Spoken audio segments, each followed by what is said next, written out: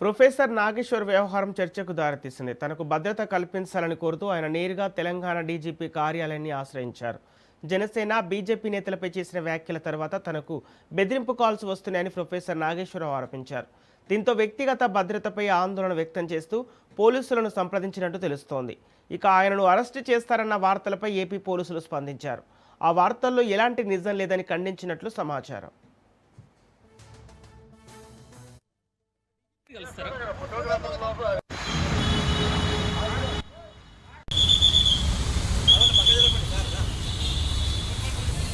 Sir మనం media point ముందు పెట్టాము. ఒకసారి మీరు మాట్లాడండి. దిగండి.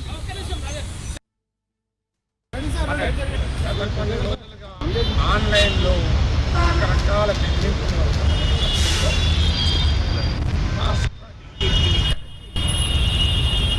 మెమరాండం ఇచ్చాం.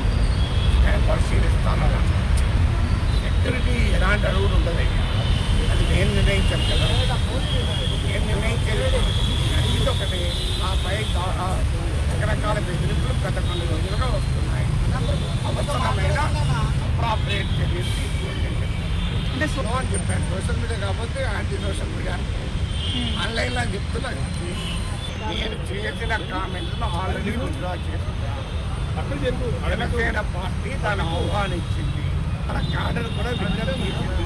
ఏమీ మాట్లాడి ముగిసిన అధ్యాయం ముగిసిన అధ్యాయానికి మళ్ళీ తెరపడం ఎత్తుకున్నాము. ఏం పర్పస్ అంటే విడుదల ఉపసంబంధించిన రాజకీయాల పైన నేను మాట్లాడుతున్నాను. సరే, ఏపీ పోలీసులు నోటీసులు ఇచ్చారా లేదు? నాకే నోటీసు ఇప్పటి వరకు రాలేదు. రాలేదు. నా ఇంటికి రాలేదు, నా దగ్గరికి రాలేదు, నాకు ఫోను రాలేదు, వాట్సాప్ కూడా ఏమీ రాలేదు. డీజీపీ గారు ఏమన్నారో డీజీపీ గారు అడిగారు. నేనే